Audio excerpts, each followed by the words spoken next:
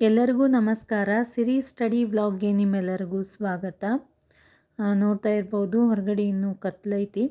ನಾನು ಸ್ವಲ್ಪ ಇವತ್ತು ಬೇಗ ಎದ್ದು ನನ್ನ ಸ್ಟಡಿ ರೊಟೀನನ್ನು ಸ್ಟಾರ್ಟ್ ಮಾಡ್ಕೋಬೇಕು ಅಂಥೇಳಿ ಸ್ವಲ್ಪ ಫ್ರೆಶ್ ಆಗಲಿ ಅಂಥೇಳಿ, ಅಂದರೆ ಹಾಗೆ ಕುಂತ್ವಿ ಅಂತಂದ್ರೆ ನಿದ್ದೆ ಬಂದುಬಿಡ್ತೈತಿ. ಅದಕ್ಕೋಸ್ಕರ ನಾನೇನು ಮಾಡಿದೆ, ಹೊರಗಿಂದು ಕಟ್ಟಿ ಕಸ ಎಲ್ಲ ಹೊಡ್ಕೊಂಡು ಅಷ್ಟರೊಳಗೆ ಸ್ವಲ್ಪ ನಿದ್ದೆ ಹೋಗಿರ್ತೈತಿ. ಇಲ್ಲಾಂದ್ರೆ ಹಾಗೆ ಕುಂತ್ವಿ ಅಂದರೆ ಎದ್ದ ತಕ್ಷಣ ಕುಂತ್ವಿ ಅಂತಂದ್ರೆ ಸ್ವಲ್ಪ ನಿದ್ದೆ ಬರ್ತದೆ ಅಂಥೇಳಿ ನನಗೆ ಹಾಗೆ ಆಗ್ತದೆ. ಅದಕ್ಕೋಸ್ಕರ ಒಂದು 15 ನಿಮಿಷ ಏನಾರ ಕೆಲಸ ಮಾಡಿಕೊಂಡು ಅದಾದಮೇಲೆ ಫ್ರೆಶ್ ಅಪ್ ಆಗಿ ಬ್ರಷ್ ಮಾಡಿಕೊಂಡು ಮುಖ ಅದೆಲ್ಲ ತೊಳ್ಕೊಂಡು ಇನ್ಮೇಲಿಂದ ನಾನು ನನ್ನ ಸ್ಟಡಿ ರೊಟೀನನ್ನು ಬೆಳಿಗ್ಗೆಯಿಂದ ಸ್ಟಾರ್ಟ್ ಮಾಡ್ಕೊಂಡಿನಿ.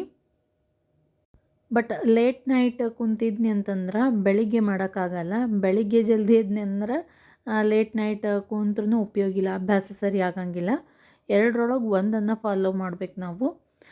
ಈಗ 5 ಗಂಟೆಗೆ ಎದ್ವಿ ಅಂತಂದ್ರೆ ರಾತ್ರಿ ಸ್ವಲ್ಪ ಜಲ್ದಿ ಮನ್ಕೋಬೇಕಾಗ್ತೈತೆ. 10:30 11 ಮನ್ಕೋಬೇಕು.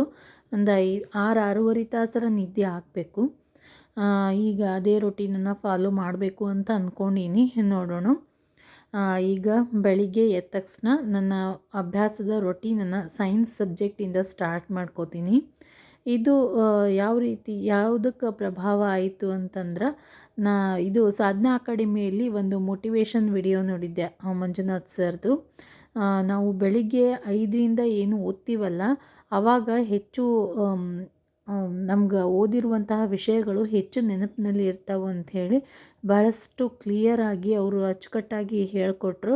ಹಾಗಾಗಿ ಸ್ವಲ್ಪ ಪ್ರಭಾವ ಬೀರ್ತು. ಈ ರೀತಿಯಾಗಿ ಯಾವುದರ ಒಂದು ಮೋಟಿವೇಶನ್ ವಿಡಿಯೋಸ್ಗಳನ್ನು ಆವಾಗವಾಗ ನೋಡ್ತಿರ್ತೀನಿ. ಅದರಿಂದ ಏನಾಗ್ತೈತಿ, ಮತ್ತೆಲ್ಲರ ಯಾವುದರ ವಿಷಯ ತಗೊಂಡು ನಾವು ಅಭ್ಯಾಸವನ್ನು ಮಾಡೋದು ಬಿಟ್ಟು ಕಳೆದೋಗಿರ್ತೀವಿ ಒಂದೊಂದು ಸರ್ತಿ.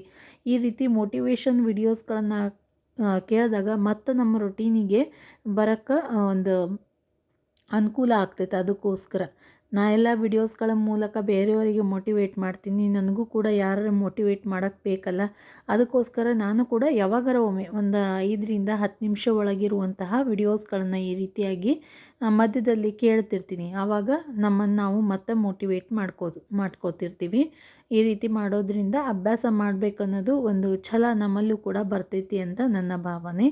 ನಾನು ಬೆಳಿಗ್ಗೆ ಒಂದು 15-20 ನಿಮಿಷ ಸ್ವಲ್ಪ ಕಸ ಅದೆಲ್ಲ ಹುಡುಕೊಂಡು ಸ್ಟೆಪ್ಸ್ದಾಗಿರ್ಬೋದು, ಮ್ಯಾಲಿನ ಮನೆ ಮುಂದಿಂದು ಕೆಳಗಿನ ಮನೆ ಮುಂದಿಂದು ಇಷ್ಟು ಕಸವನ್ನು ಹುಡುಕೊಂಡು ಫ್ರೆಶ್ ಅಪ್ ಆಗಿ ನನ್ನ ಸೈನ್ಸ್ ಸ್ಟಡಿಯನ್ನು ಈಗ ಸ್ಟಾರ್ಟ್ ಮಾಡ್ಕೊಂಡೀನಿ.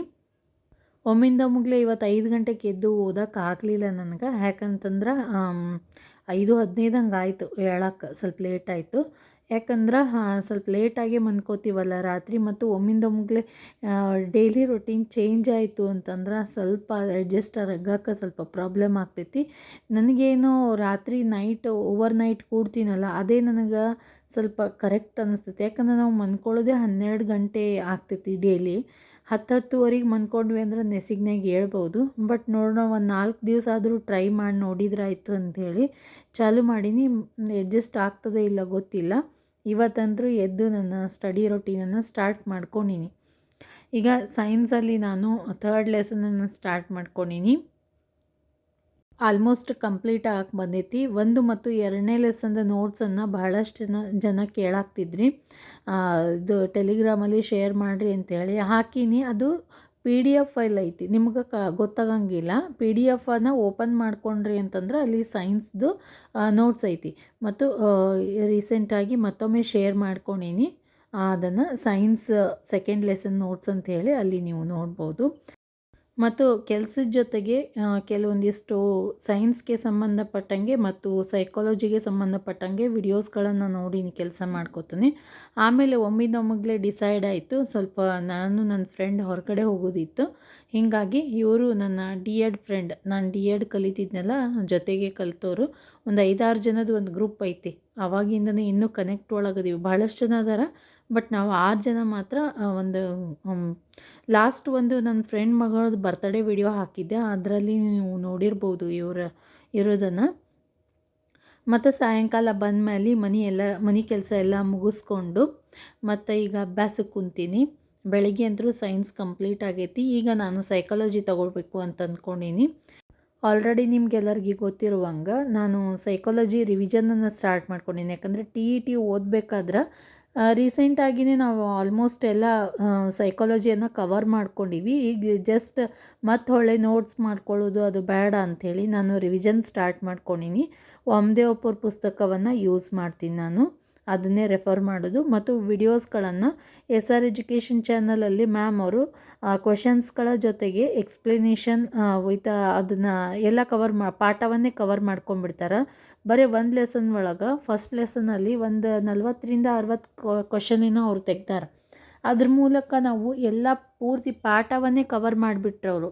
ಆ ವಿಡಿಯೋಸ್ಗಳನ್ನು ನೋಡಿದಾಗ ನಿಮ್ಗೆ ಅರ್ಥ ಆಗ್ತೈತಿ. ಅಲ್ಲಿ ಹಿಂದಿನ ಪ್ರಶ್ನೆ ಪತ್ರಿಕೆಯಲ್ಲಿ ಬಂದಿರುವಂತಹ ಕ್ವೆಶನ್ಸ್ಗಳು ಮತ್ತು ಪುಸ್ತಕದಲ್ಲಿ ಬರುವಂತಹ ಮುಖ್ಯವಾದ ವಿಷಯಗಳು ಅಂದ್ರೆ ಅದಕ್ಕೆ ಆ ಕ್ವೆಶನಿಗೆ ಸಂಬಂಧಪಟ್ಟಂಗೆ ಕೆಳಗಡೆ ವಿವರಣೆ ಕೊಟ್ಬಿಡ್ತಾರಲ್ಲ, ಅಲ್ಲಿ ಬುಕ್ನು ಕೂಡ ಕವರ್ ಆಗಿಬಿಡ್ತೈತಿ. ಈ ರೀತಿಯಾಗಿ ನಾನು ಅದ್ರ ಜೊತೆಗೆ ನನ್ನ ಹತ್ರ ಒಂದು ಕ್ವೆಶನ್ ಬ್ಯಾಂಕ್ ಐತಿ. ಅದರಲ್ಲಿನೂ ಕೂಡ ಕ್ವೆಶನ್ಸ್ಗಳನ್ನು ನಾನು ನೋಡ್ತಿರ್ತೀನಿ. ಅದನ್ನು ವಾಮದೇವಪ್ಪವ್ರದ್ದೇ ಕ್ವೆಶನ್ ಬ್ಯಾಂಕ್ ಐತಿ. ಅದರಲ್ಲಿನೂ ಕೂಡ ಸ್ವಲ್ಪ ಪ್ರಾಕ್ಟೀಸ್ ಮಾಡಾಕ್ತೀನಿ. ಇನ್ನೂ ಪೂರ್ತಿಯಾಗಿ ಸ್ಟಾರ್ಟ್ ಮಾಡಿಲ್ಲ. ಅದನ್ನು ಕೂಡ ನೋಡ್ಕೋಬೇಕು, ಲೆಸನ್ ವೈಸ್ ನೋಡ್ಕೋತಾ ಹೋಗಬೇಕು ಅಂತ ಅಂದ್ಕೊಂಡೀನಿ. ಮತ್ತು ಫಸ್ಟ್ ಲೆಸನ್ದು ಕಂಪ್ಲೀಟ್ ಆಗೈತಿ. ಇನ್ನು ಸೆಕೆಂಡ್ ಲೆಸನ್ದು ಬೆಳವಣಿಗೆ ಮತ್ತು ವಿಕಾಸ ಪೂರ್ತಿ ಮುಗಿದಾದ್ಮೇಲೆ ಕ್ವೆಶನ್ ಬ್ಯಾಂಕಲ್ಲಿರುವಂತಹ ಕ್ವೆಶನ್ಸ್ಗಳನ್ನು ಅನಲೈಸ್ ನನ್ನನ್ನು ನಾನೇ ಪರೀಕ್ಷೆ ಮಾಡ್ಕೊಳ್ಳೋದು ಆ ಕ್ವೆಶನ್ಸ್ಗಳನ್ನು ನೋಡ್ಕೊಳ್ಳೋದ್ರ ಮೂಲಕ. ಮತ್ತು ನಾಳೆ ನಾನು ಬುಕ್ ತರಕ್ಕೆ ಹೋಗಬೇಕು ಅಂತ ಅಂದ್ಕೊಂಡೀನಿ.